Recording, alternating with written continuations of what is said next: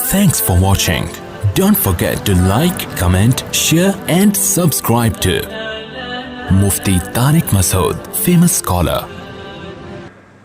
رسولullah صلی علیہ وسلم اللہ کے پیغمبر، اور صرف آپ اکیلے نہیں اس میدان میں، سارے پیغمبروں نے یہ دعویٰ کیا کہ اللہ کہتا ہے کہ موت کے بعد دوبارہ زندگی ہے، اللہ کے سامنے اٹھنا ہے، یہ مٹی کو دوبارہ اللہ انسان بنائے گا.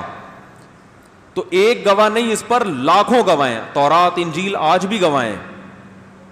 حضرت موسیٰ نے بھی دعویٰ کیا، حضرت عیسیٰ نے بھی، حضرت ابراہیم نے بھی، جتنے پیغمبر آئے نا اللہ کا پیغام لے کے، سب نے ہمیں یہ بتایا کہ موت کے بعد ختم نہیں ہو جاتے، دوبارہ اس مٹی کو جان ڈال کے انسان بنائے گا، اللہ کھڑا کرے گا اپنے سامنے.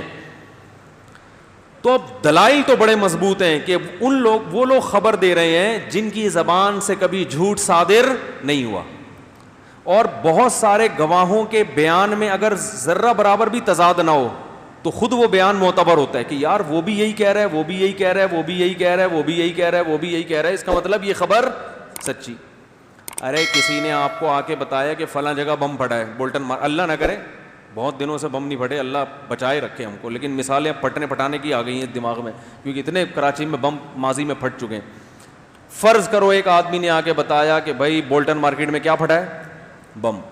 آپ نے کہا یار ہو سکتا ہے شب برات کا پٹاخہ ہو، اس کو بم لگ رہا ہو. دوسرے نے آ کے بتایا اڑے میں بولٹن مارکیٹ سے آ رہا ہوں بھائی، کیا پھٹا ہے؟ بم پھٹا ہے. جو ٹائم اس نے بتایا وہی ٹائم دوسرا بھی. تیسرا آ کے بتاتا ہے ارے بھائی وہ بولٹن مارکیٹ سے میں گزر رہا تھا، وہ بھائی ایسا خطرناک بم پھٹا، اللہ کی پناہ بھائی. ٹائم وہ بھی سیم بتا رہا ہے. 4 5 6 10 20 آدمی ہیں، جب بتائیں گے آپ کو تو یہ کتنے بڑے جھوٹے کیوں نہ ہو، پھر بھی آپ ان کی بات پر یقین کرنے پر مجبور، چاہے یہ کتنے بڑے جھوٹے کیوں نہ ہو. اس لیے کہ بھائی ایک ہی ٹائم پہ اتنے سارے لوگ مل کے، جبکہ لوکیشن بھی ایک، ٹائم بھی ایک، اور واقعہ بھی ایک بیان کر رہے ہیں، یہ اس کی علامت ہے کہ یہ جھوٹ نہیں ہے. جھوٹ ہوتا تو نا، یا تو ان کی پہلے سے آپس میں کوئی میٹنگ ہوئی ہوتی کہ ہم سب نے مل جل کے، اور میٹنگ بھی آپس میں نہیں ہے، مختلف جگہوں کے رہنے والے ہیں یہ. تو پھر اگر سیم خبر سب بیان کر رہے ہیں تو جھوٹے بھی ہوں تو وہ خبر کیا ہوتی ہے؟ سچی. لیکن اگر یہ بیان کرنے والے سچے ہوں تو پھر خبر کتنی اوتھینٹک بن جائے گی. کیا خیال ہے بھائی جان؟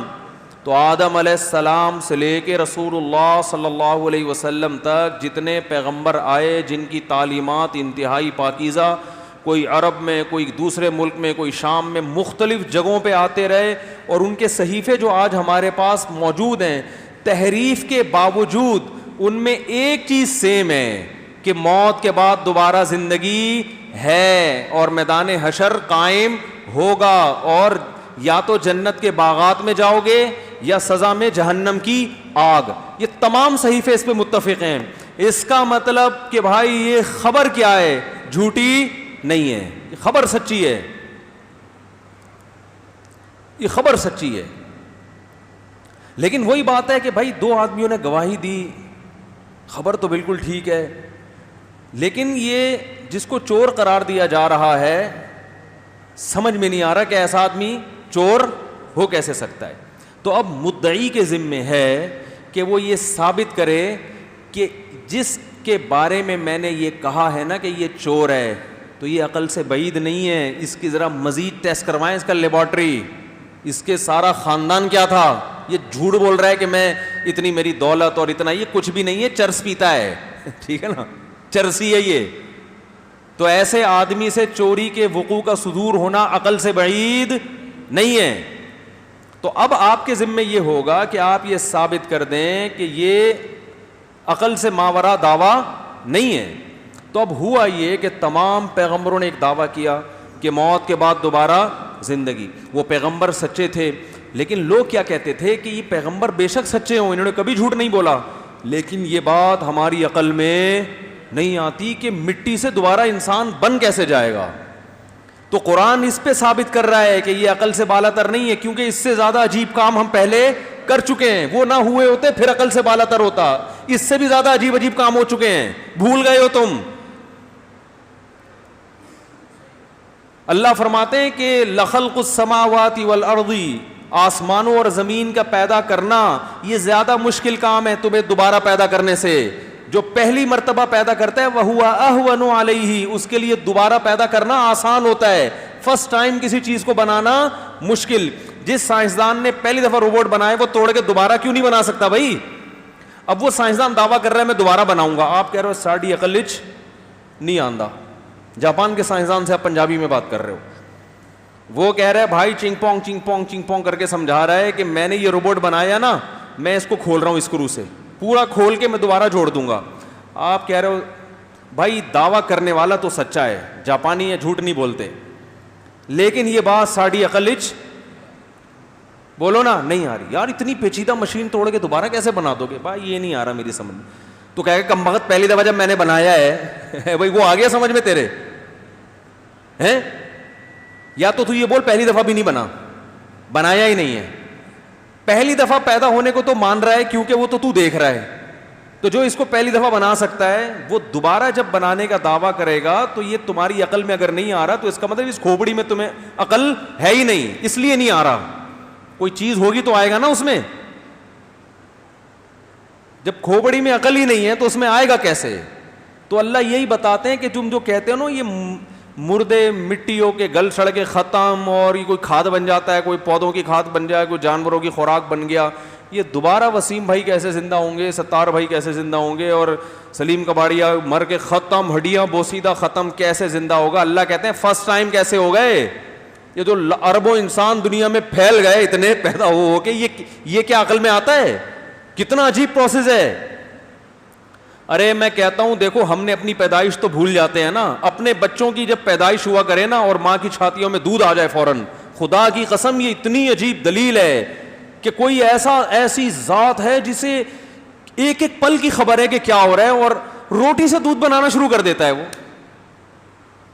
ماں روٹی کھا رہی ہے، جب تک اسے پریگننسی نہیں ہوتی روٹی کھائے گی، ماں کا بلڈ بنے گا اور کچھ بھی نہیں. جہاں پریگننسی ہوئی اسی روٹی سے بچے کی ٹانگیں، آنکھ، ناک، کان، دل، دماغ، جگر. یہ روٹی کو بنا کے دکھاؤ، کسی لیبارٹری میں لے جاؤ، اس روٹی سے دل بناؤ. کیا سسٹم ہے بھائی. اور وہ بنتا بنتا بنتا جیسے ہی بچہ پیدا ہوگا، اب روٹی کو اتنی عقل ہے کہ فوراً اس سے دودھ بنانا ہے. جیسی ماں ایک روٹی کھائے گی نا فوراً چھاتیوں میں دودھ بھر جاتا ہے. کیا جب چاہتا ہے روٹی سے آنکھ پیدا کر دیتا ہے، جب چاہتا ہے روٹی سے دانت بنا دیتا ہے، جب چاہتا ہے اسی گندم سے خون بنا دیتا ہے، جب چاہتا ہے اسی گندم سے دودھ بنا دیتا ہے اور دودھ کو چھاتیوں میں پہنچا دیتا ہے. اور اس روٹی سے جو بچے کا دماغ بنایا اس اللہ نے، اس دماغ میں کچھ بھی نہیں ہے، صرف یہ ہے کہ مجھے دودھ کہاں سے ملے گا. یہ اسی روٹی سے اس نے اس دماغ میں ڈال دیا.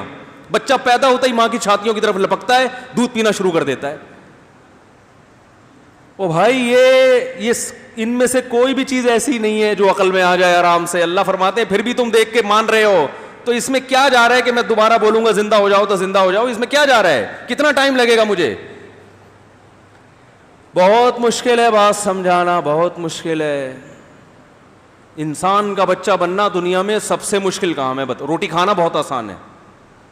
ابھی دیکھو کھانے لگے گا نا فوراً کھا لیں گے.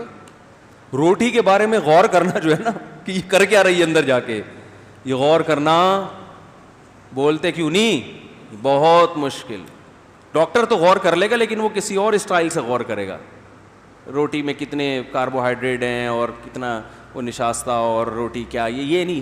قدرت کی شاہکار اور قدرت کے کمالات کو سوچنے کے لیے سائنسدان بھی تیار نہیں ہے. اس کو صرف کھانے سے مطلب اور ریسرچ سے مطلب. اس کی ریسرچ کا دائرہ کار یہاں تک ہے، بنانے والے پہ ریسرچ نہیں کرے گا.